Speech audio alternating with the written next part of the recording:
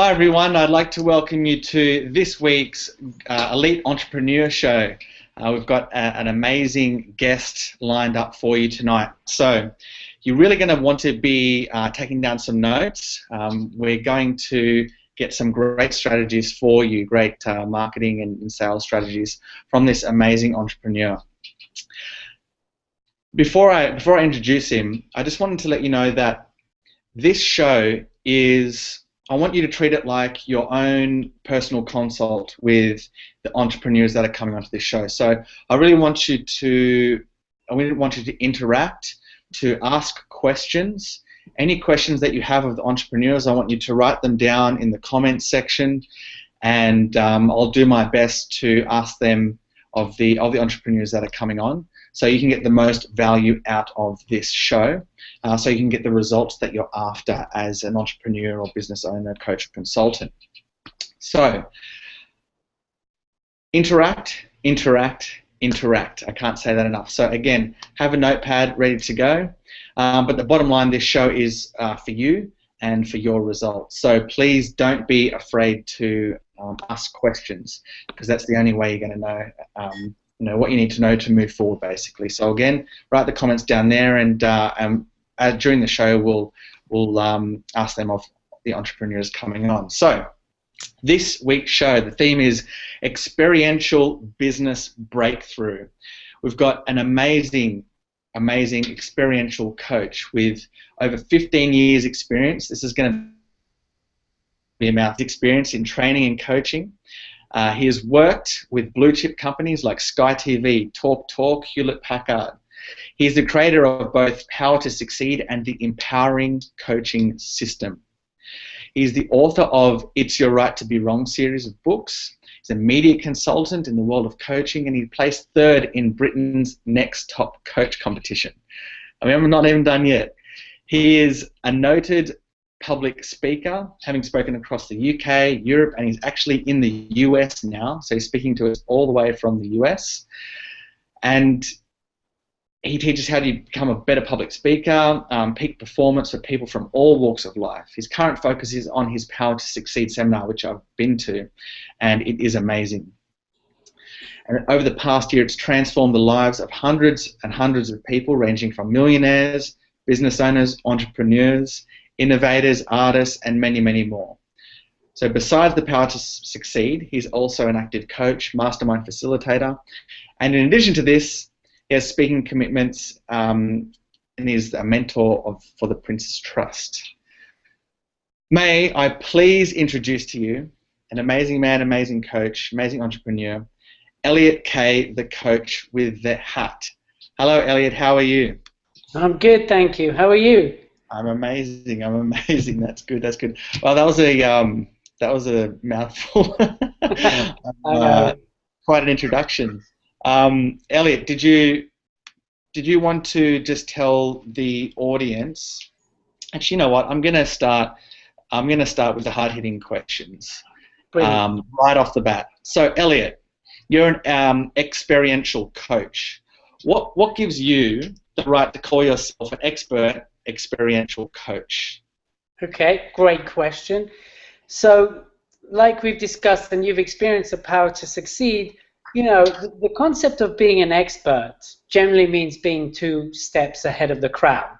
You know, a lot of people think that an expert means you have to have gone to Oxford or Cambridge and have a doctorate in something. Well, generally being an expert means being 2 steps ahead of the crowd. Now, as far as I know, and as far as in my space and in the UK, I know of one other person that does this type of training that I do that you've experienced. He happens to be my mentor. Besides him, I don't know anyone else that's doing it how I'm doing it and the way I'm doing it. The other side of what makes me an expert in my field is the results I'm getting for the people that I work with. And, you know, that's the other reason, because we're in an industry that's all about results. You know, mindset is a big part, but results is the other part. Now, if you're just giving one without the other, then actually you're just another person out there who's selling information. But because I've got myself, you know, the Power to Succeed community and the advanced members, and we've done 8 Power to Succeed in the last year, you know, we're really getting up and getting people results. And that's, to me, what gets me to stand out and also to be an expert in my field. I've written 2 books. I'm always studying. I'm always studying to better myself, and that's what puts me slightly ahead of a lot of people out there.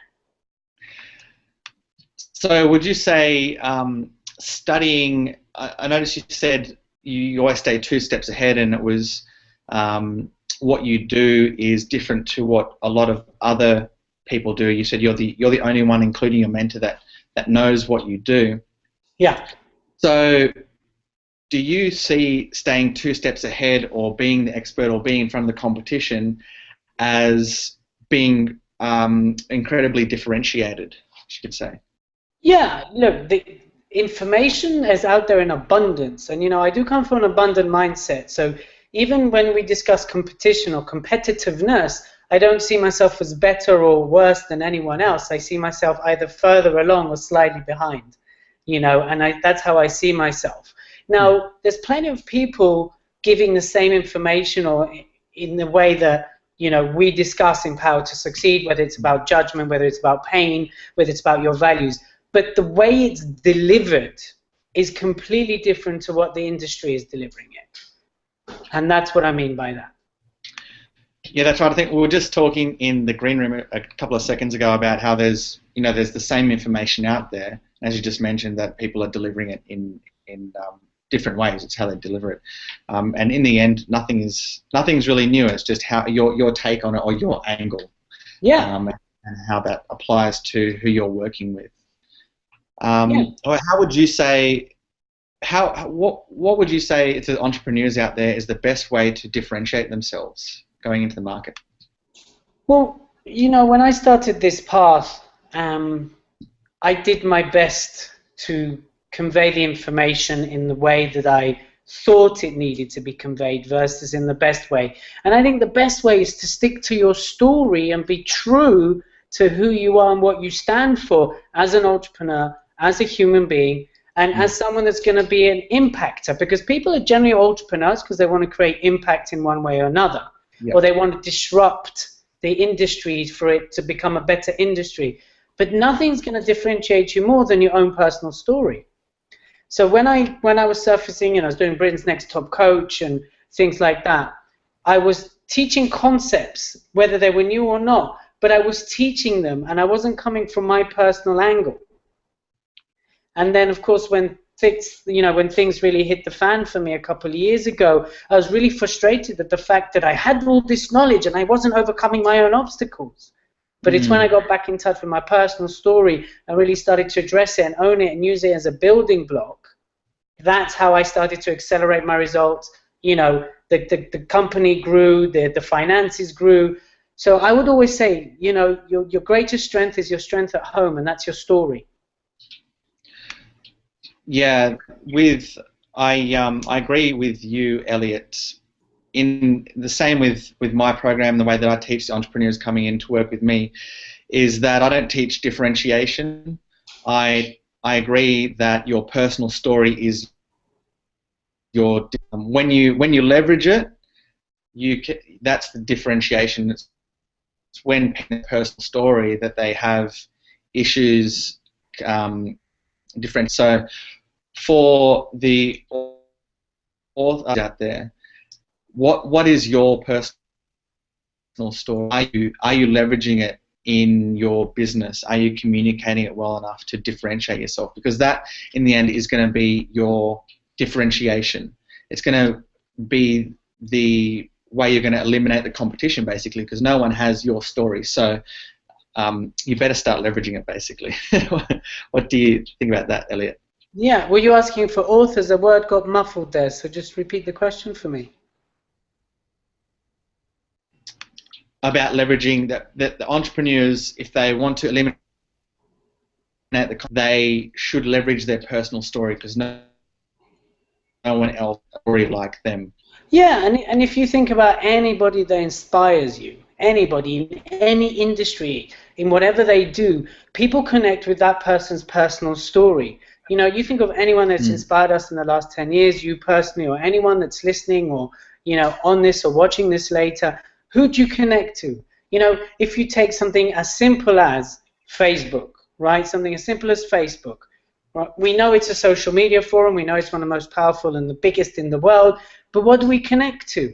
You know, a lot of people connect to the fact that Mark Zuckerberg started that with $300, loads of Red Bulls, and now look where it is, whether you like him or not, right? But you're connecting with that personal story that started with a guy who had a vision, and yes, it hasn't all been plain sailing. So anyone you're thinking about that inspires you, it's the personal story that attaches you even more to the concept. So as an entrepreneur, leveraging your personal story is a must, because at the end of the day, whatever you do, people buy into people, and that's a fact. Yeah, so for those entrepreneurs out there, again, you should be leveraging your personal story, and if you're not, then start jotting down a few ideas on how you can go about doing that, how your personal story supports what it is that you do, the services you provide.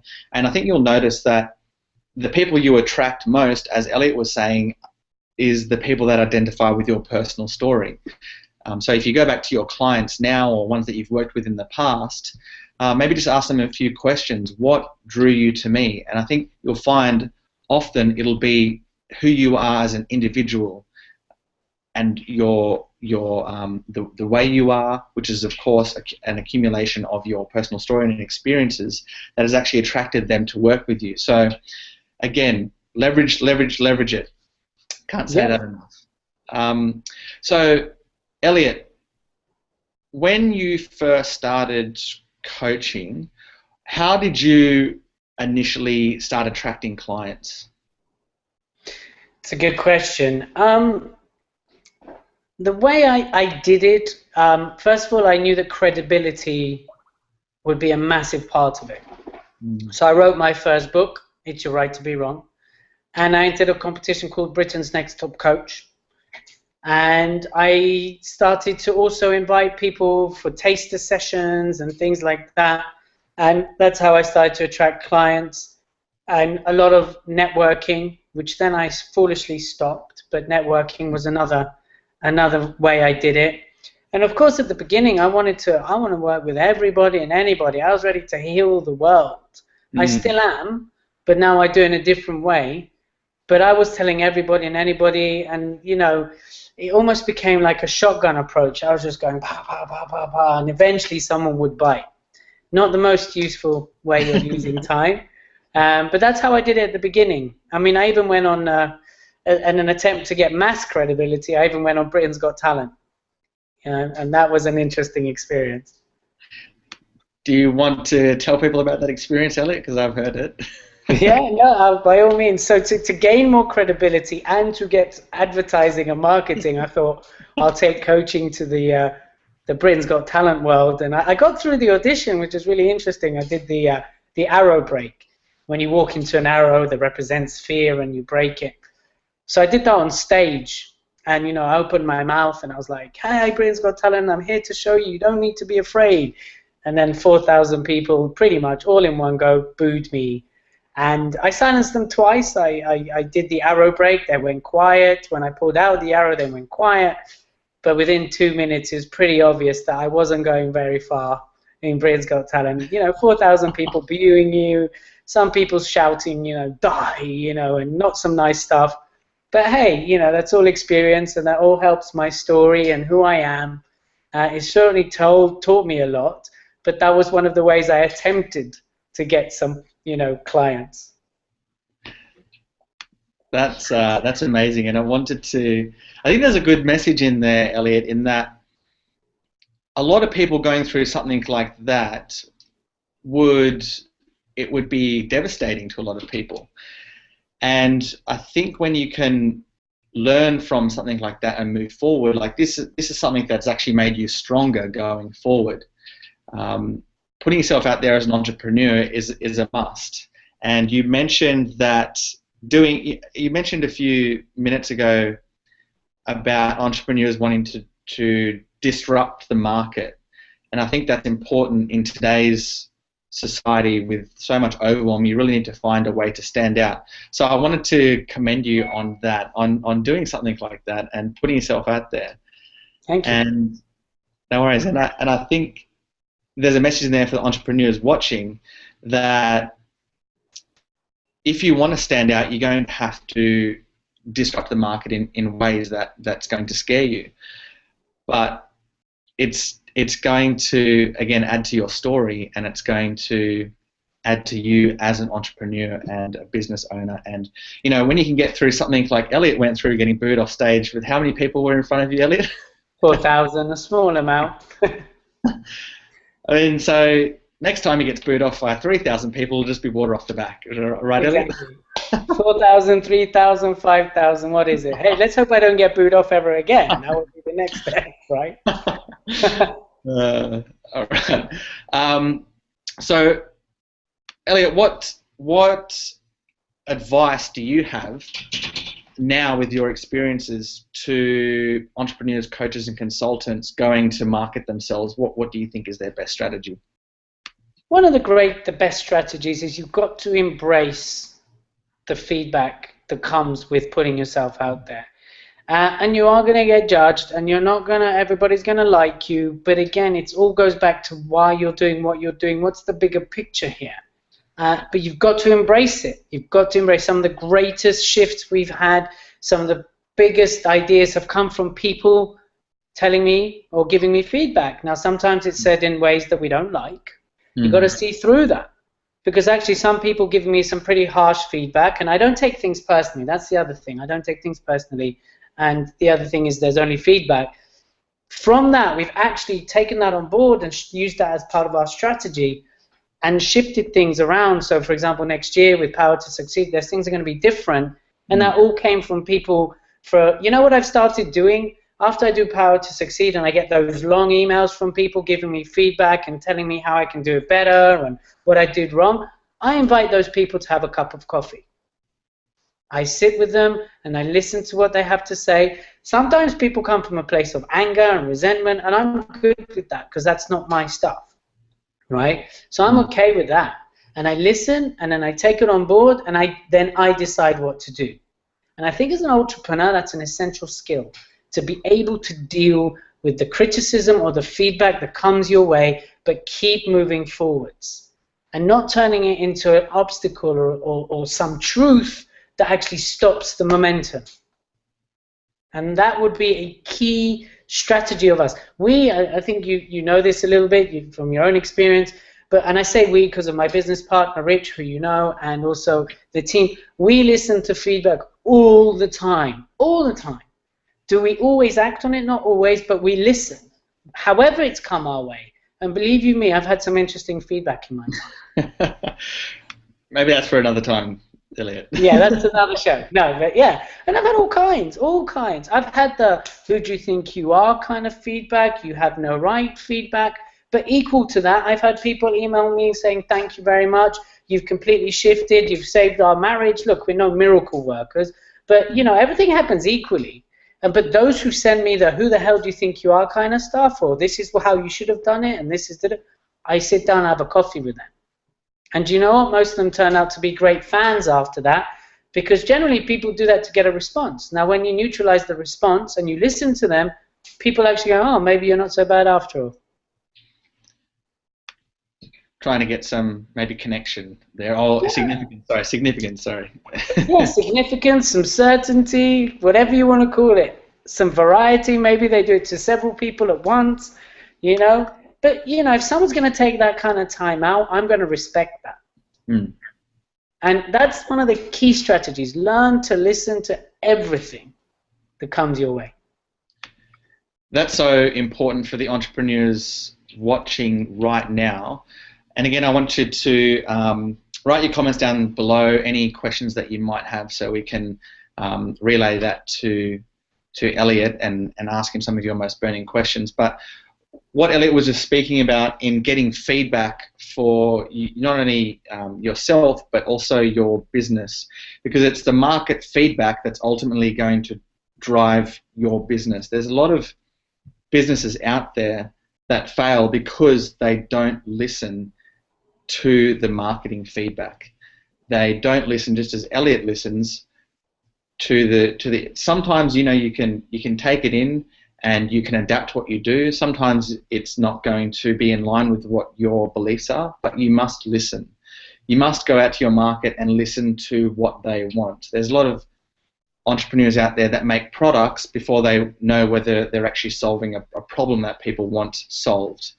So before you start making a product, how about you go out and interview your ideal clients to see if that's something they're willing to buy, or if it's a service they're willing to move forward on. Again, if you're a coach, just like Elliot is, and you want to know how you're coaching, whether you're getting the results that the clients thought that they were going to get before moving forward with you, again, sit down with them just like Elliot does. I've had coffee with Elliot, and it was a really great chat. But it allows you to find out what your ideal client really is thinking. And when you can get deep inside their head and you know exactly what they want, helping them and selling to them just becomes that much easier. That much easier. So thank you. Just adding to that, Luke, you know who are masters at doing this? I mean, they've got such market muscle, but Apple are mastered at this. What they do is they release a product and they wait for all the feedback to come in from their customers. They take that feedback on board and then they produce the next product. Yeah, but they're masters at listening to what the market wants from them. So they're a great example. I mean, they do have a lot of market muscle. But what they do is they put something, they get the feedback, and then they go for the next version.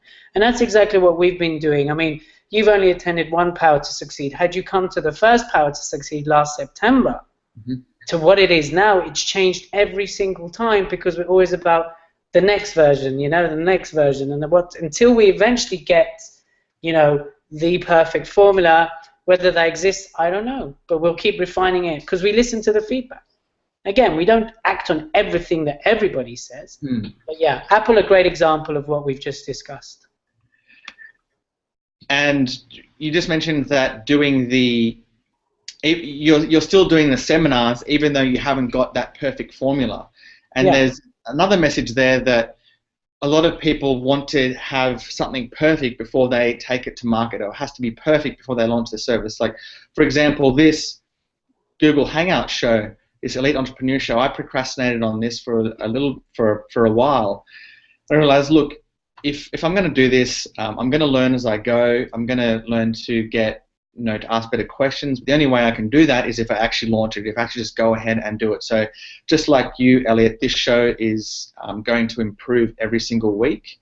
But it's just about putting yourself out there and being willing to fail. I think that's being willing to fail, but take also the feedback and move forward. Yeah, absolutely. And a lot of people only see the Hollywood or the big success, or people forget that Apple started in a garage, or that Facebook started, in a dormitory. People don't know or don't realize that before I did a lot of this, I interviewed over 100 entrepreneurs. I spent, like yourself, every week 2 hours on the radio, online, and internet radio, just honing my speaking skills, speaking about a subject. Had I waited until I had that knowledge, I'd only would be starting now.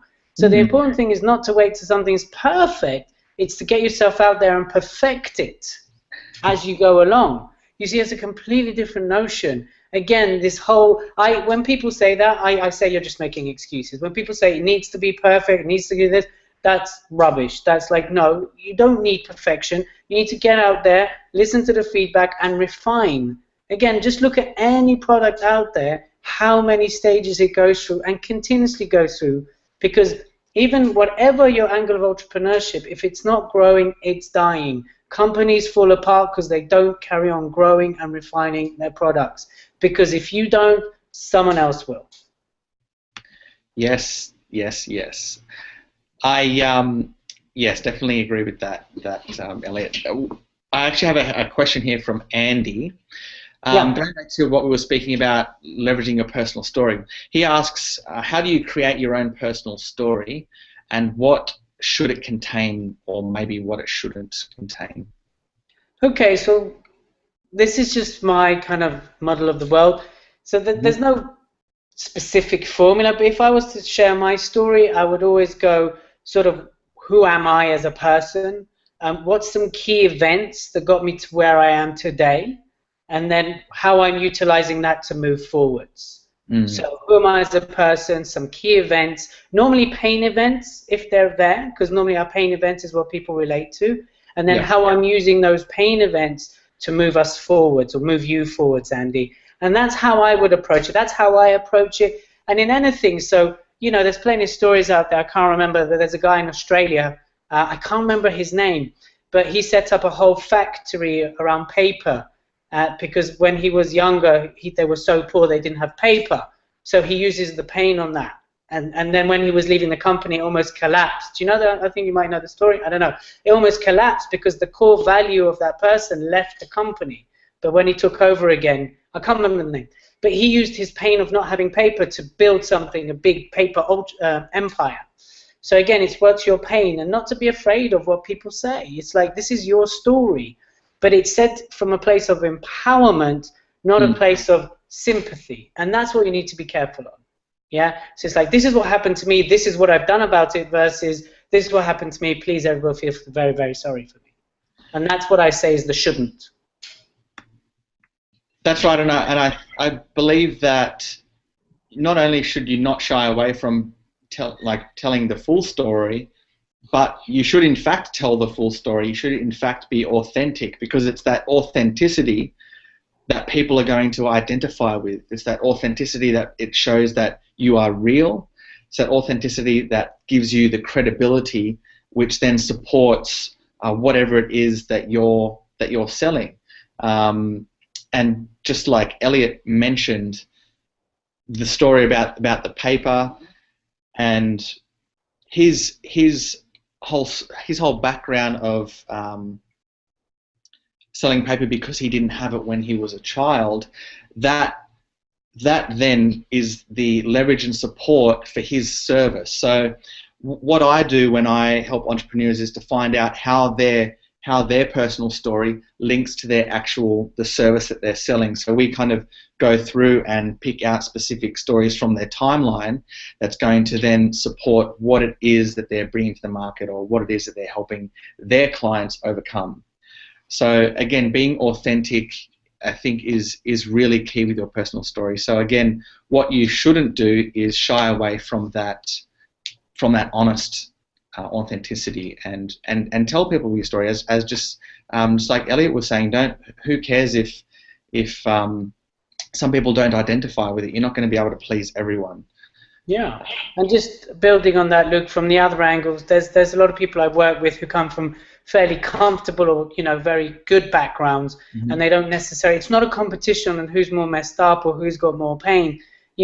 Again, if part of your story is you just want to make a massive change in the world, you just want to be of impact, that's just equally as important of any other story. So actually, one of the people I work very close with, one of the first things she says is, I've had a good family life. We've always had money, and I care dearly about the world I live in, and therefore I want to make a big change. And that's what she focuses on. So it doesn't have to be I messed up, and it can be hey, I just really care about the world I live in, and that's the authenticity you're talking about. And that's important, not to create or make things up, because people read right through that. Every other person, especially you'll see this in our industry. I'm sure you know that. People have learned stories, and it seems that a lot of other speakers out there seem to be telling the same story from their own angle, and that cheapens the industry for me, because it's not authentic, it's not real. Yes, it gets an emotional response, but it's like cheating, and that kind of stuff is a no-no. That's a big no-no. But who you are, no one can ever take that away from you. No one can ever take away your story and what you want to do with it. I think especially in today's online social media world, it's another reason why you don't want to lie about your story, because you're going to get found out pretty quickly if you do. Exactly. I did a talk at Google Campus in London, and I've never experienced anything like this before. So I was doing this big talk, and there was lots of people there, and every time I made a statement, all their eyes dropped. And I'm like, what is everyone doing? And they would literally Google every time I made a statement.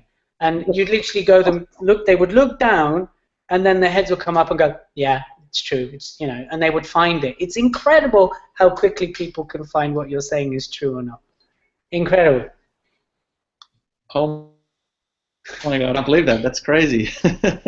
I know, but it's true. What do you think moving along here, what do you think is the number one thing holding entrepreneurs or coaches or consultants back from more sales, basically? There's a couple of things. One is the shiny penny syndrome, that they're just chasing everything and anything. And the other thing is they just do not believe in themselves and their services enough. That's the two things. And I asked for one. The shiny penny syndrome means they keep doing new things all the time instead of honing in and mastering something and then branching out. Yeah?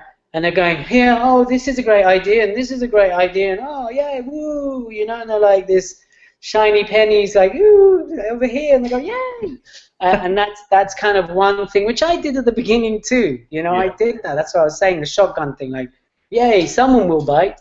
And the other thing is when they actually sit down and talk to people about their concept, their idea, their service, or their product, they don't believe in it enough. And people pick up on that. Because again, if you don't believe in your product, why will someone buy from you? But there's someone sitting next to you who does believe in their product, who is more convincing, probably, and they will go to them. They will radiate to them. And whatever your product or service is, it doesn't matter. And it's not about being the best in the market. That's a bonus. It's about getting out there and being able to sell and believe in your product enough. Eventually, you become a market leader.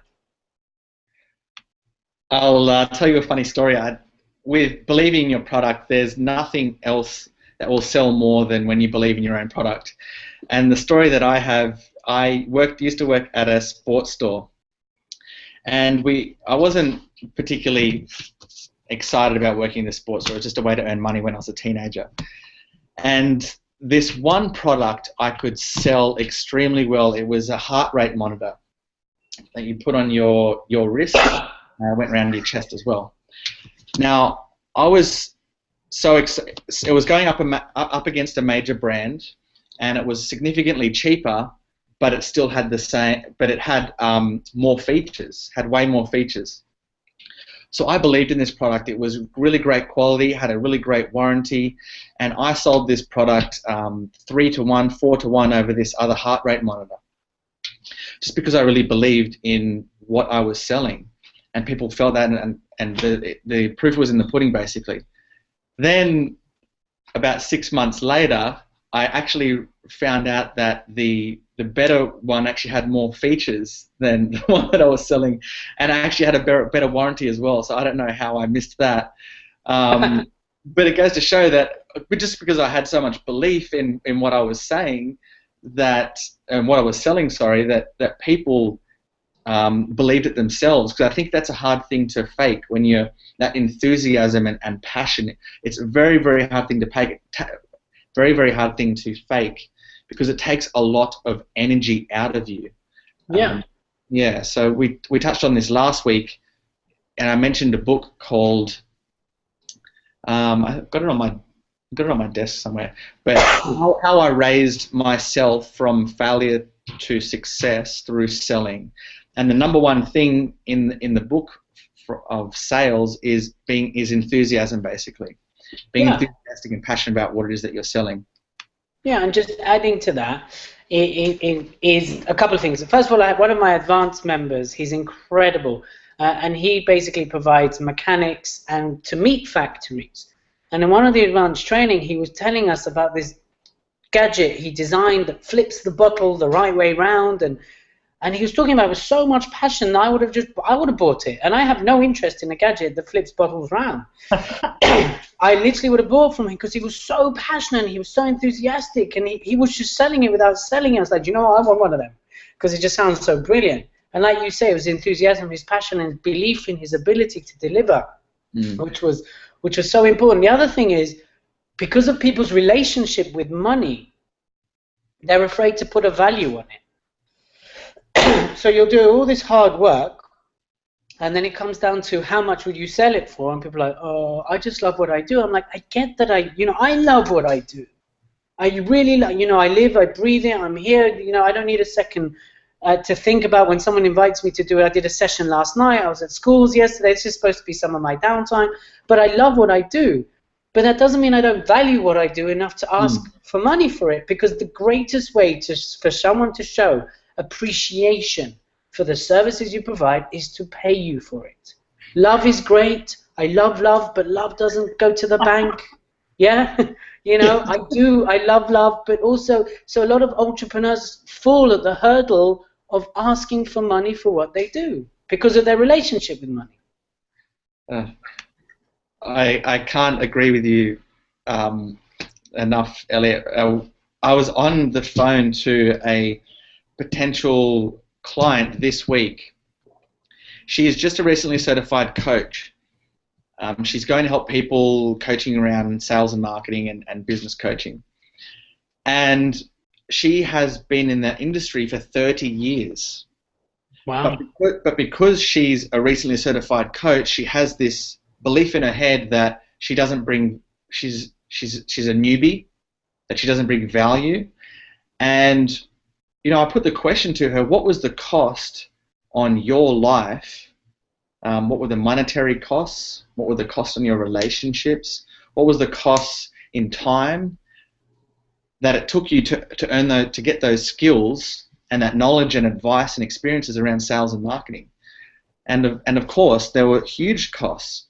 So why shouldn't you leverage those experiences and those costs to help other people over the same challenges? So I'm just linking it back to what you said. People hugely undervalue what it is that they're bringing to the market, their advice, because they don't know how to communicate the cost that they've been through.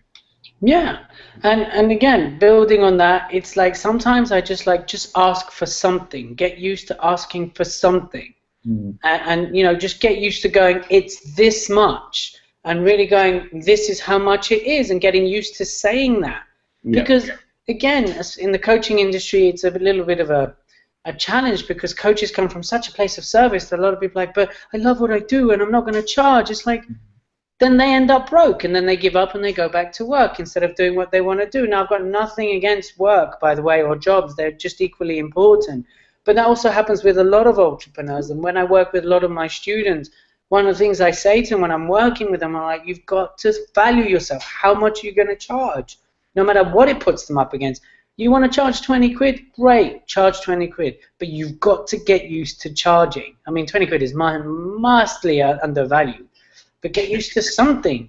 You know, oh, how much do you think it's worth? Well, if you give that to someone, you know, unless you've delivered outstanding value, you're always going to be disappointed. And it's having the guts to walk away sometimes.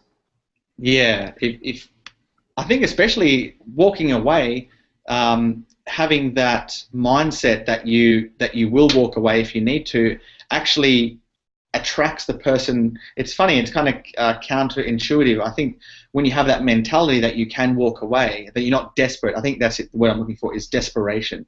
When you come off as desperate to your ideal client, they will be very much repelled from what it is that you're trying to sell them. So having that mindset of, I don't need this, I can just walk away, I think is incredibly important when you're selling. Let me teach. There's the 3 F's: fee, free, or flee. Right? So that's free, fee, or flee. Okay. Yeah. And here's like a little philosophy to go by. Like I do free talks if I can promote or sell. Right? So if there's something at the end of it, I'm happy to do things for free. Yep. So I'm always measuring. A fee, as you know, is a fee. So if I can't promote, sell, there's a fee. Or if I'm sitting with a potential client, here's my fee. Now, if either of the first 2 F's aren't in line, you flee. You get out of there. Yeah. Right? Right? If there's nowhere to go, or you're not being paid for it, whatever you do, this is across industry, you flee. You just get up and walk away.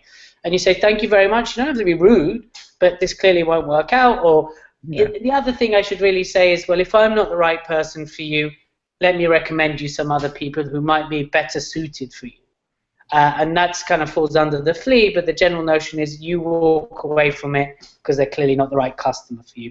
And again, a lot of entrepreneurs are scared because they really want everybody to be their customer. And it's not just the coaching industry, it's across board. But actually to walk away and say you're not my client, or actually we're not going to market to you because you're not the right client, actually takes a lot of resilience within you. And I think, just adding to that, fleeing, having the guts to flee. What were you going back to? Um, The ability to walk away. yeah, the ability to walk away. And I think it comes down to people, again, undervaluing what their time is worth as well. As you said, they want to help everyone, but in the end, we all have one life. We all have a certain amount of time here. And Elliot isn't saying, you know, I don't want to work with you because I don't see any way that I can gain out of it. It's being smart. It's knowing that he is, you know, his time is precious, just as your time is precious. And if you're running a business or a consultancy or whatever it might be, you really have to see yourself as the CEO of your company. How would a CEO act? How precious is a CEO's time? If you are a CEO, are you acting like a CEO? You have to, what I teach my clients is to put the frame around them as if they are the CEO of Apple, as if they are the Tim Cook or the Bill Gates. You know, if someone wants to contact you and take up your time, what value is it in there for you? Okay, so there's, again, you've only got a finite amount of time, so it's not about being greedy. So I just wanted to communicate that for you, Elliot. I think it's about being smart, being a smart, using your time wisely. Yeah, because you're already going to be investing 12, hours a day building your business anyway. So, time wasted is time not invested in your own business. I wouldn't know anything about spending 12 hours a day on a business, but maybe 20 hours a day. Well, I was being moderate. 18 hours a day is probably the average. But That's yes, pretty good. That's a I holiday. agree.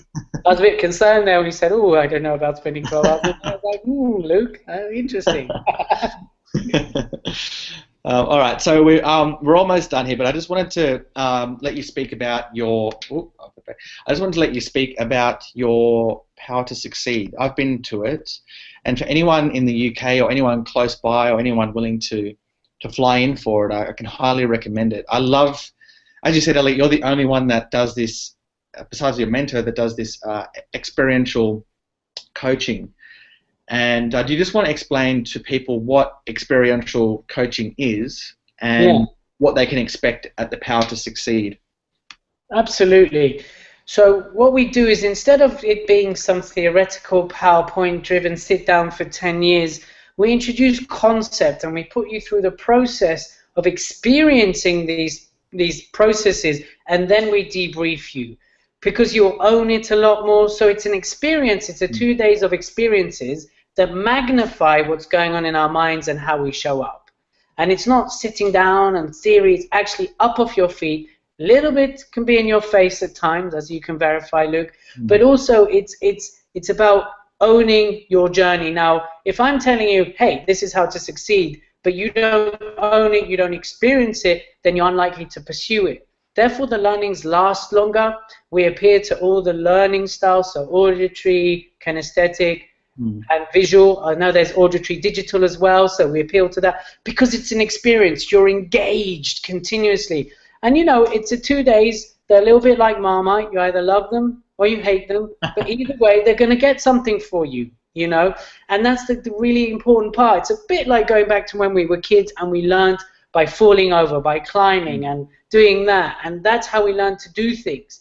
And that's going back to that way of learning and that way of teaching. And I share my story very openly because these are the tools that help me shift. These are the tools that help me move forwards, and that's why I'm sharing them with people as well. What I particularly, first of all, what I really loved about your Power to Succeed, number one, is the amazing people that you meet. Everyone's there to transform and to try something new, and they all come from a place that we're all coming from the same place. So, number one, if you go, you're going to meet some amazing people. Number two, going through the processes, and what do they say, the 3 domains of learning? First, it's was it seeing and hearing, or reading? Sorry, reading is one of them, And the one where you're going to get the most benefit is doing all three, where you're seeing, hearing, and actually doing the exercise. And that's the power to succeed, is you actually experience and go through the process. And you're actually changing at that specific time. You're not going away and working through exercise. You do it on the day. And what I love, do you remember, you'll know the exercise that I'm talking about, Elliot, the Saturday night exercise about success? Yep. Yeah, amazing. Completely changed my relationship with how I saw success. It is just that one exercise I'd pay a lot of money for. That can be arranged. Yeah. I've already got it written down, so no, but amazing for those people considering. Get onto Elliot's website, which is, you just want to let them know, the powertosucceedtoday.com, I believe it is. That's right, powertosucceedtoday.com, and register. We'll start the communications properly in the new year, so all the videos that go with it will kick off in January. But for now, get yourself registered. You know, people are already registering, which is nice. So yeah, powertosucceedtoday.com, all one word, no funny spellings. So power2to succeedtoday.com.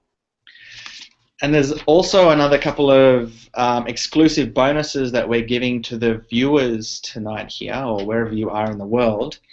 Did you want to tell them about that, Elliot, or did you want me to tell them? Yeah, absolutely. Well, because it's you, Luke, you know, whoever emails info@powertosucceedtoday.com, simply with the subject elite in the title, so that's info@powertosucceedtoday.com, with elite in the title, we'll email them an e-copy of my first book, It's Your Right to Be Wrong, where we talk about, you know, rejection's never personal, and I go more into my story. And also we'll put them on our notoriously known Coffee Break Coaching Challenge. And that's 2 videos a month for the next year, only 3 to 5 minutes long, all designed to help you and keep you going and just give you that twice a month injection of inspiration, or challenge you a little bit. And these are videos, so we'll send them then as well. They last throughout the year. We'll throw them in. You've got to put elite in the subject, and that's info@powertosucceedtoday.com. We'll send you an e-copy of the book. Let me be clear, that's an e-copy of the book as a present. And then, of course, I'd love to see your Power to Succeed as well. So come say hello and say, hey, I see you on the Elite show. So that'd be cool. Thanks, Elliot. I appreciate that, and I hope you guys know what Elliot is giving you here. A really amazing book. And I've done the coffee break. What was it called, Elliot? Sorry, the Coffee Break Coaching Challenge. Right, yeah. I have done that, and they are really great videos as well. Now, Elliot, I like to finish the show with one question, one really great question. It's very simple, but it might take a little bit to answer. I was just curious, what you think is your secret to success? My secret to success is keeping my eye on the big picture all the time, is embracing feedback, accepting feedback, listening, and humility. You know, those are the key things. The more we succeed, the more humble I become, and I'm at service of my students, the people I work with. That's definitely the secret. So the higher that, you know, keeping my eye on the bigger picture, embracing all feedback, and staying humble. Because there was a time when I wasn't, and the universe quickly taught me a lesson. So keeping my humble hat on, and just persistence, continuous, absolute, dedicated drive. With an entrepreneur, there's no other way around it. That drive, you need that. It's a must. When you say, just one quick question before we go, when you say keep your eye on the big picture, do you have specific strategies around that? Yeah, so the strategies around that, to keep my eye on the big picture, the bigger you become, different guidance you need.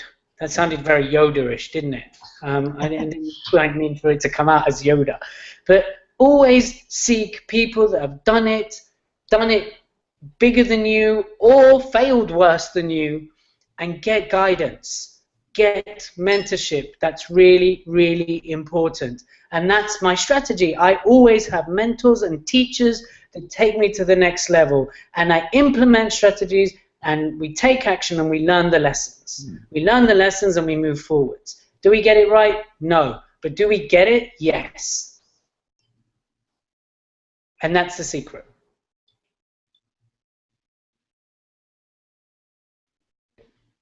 You there, Elliot? I'm here. I'm still here. Can you hear me? Cut out. Yeah, the thing that has moved me furthest in what I do as an entrepreneur, and it's continuing to move me at an incredible pace, is having a mentor or mentors that have done what you want to do or know how to get where you want to go. So for those entrepreneurs or authors and consultants out there that don't have a mentor, that don't have others that they can get advice from, just like Elliot said, and the same with me, there is no faster way, in my belief. That's the whole reason for this show, is to learn from other people that are wanting to get where you want to go. There's no other way that I know that you can move forward at the pace you need to go is with other than learning from someone. You can read books, but no one got successful from reading a book. Go seek out the people that are doing what you want to do and ask them questions, and so that, or pay for their services. That's the fastest way you're going to move forward. Just like my mentor says, pay for the best and you only cry once. And I cried big time, but it was worth it. Elliot, I just wanted to say a huge thank you for coming on the show. My pleasure. A real pleasure, a real pleasure. I want to wish you all the best in the US. For everyone out there, he's traveling the US, he's doing speaking, his programs and his Power to Succeed seminars are taking off. So I can't recommend that you either get in contact with him. We've got a really great deal set up for you guys tonight. Info at powertosucceedtoday.com. If you email Elite in the subject line, Elliot has been kind enough to send you a copy of his book in an ebook form, as well as adding you to the Coffee Break Coach, I believe it is, Elliot, for a year. So you've got a year program there. So Elliot, again, I wanted to say thank you for that, and thank you again for coming on the show. It's been a real pleasure. Thank you. No worries. Okay, that's the end of the show for tonight. Next week we have another amazing entrepreneur, a little bit different this time, in that we have a marketing expert, a copywriting expert, someone that knows how to get in front of the media very, very quickly. And he's also running the world's 5th largest meetup group.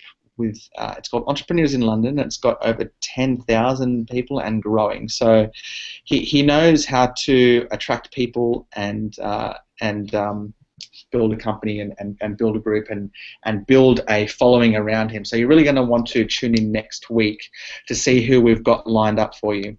Again, I wanted to thank everyone for tuning in. It's been a really amazing show. And again, Elliot, the coach with the hat, thank you for coming along. I'll see you guys next week. Cheers.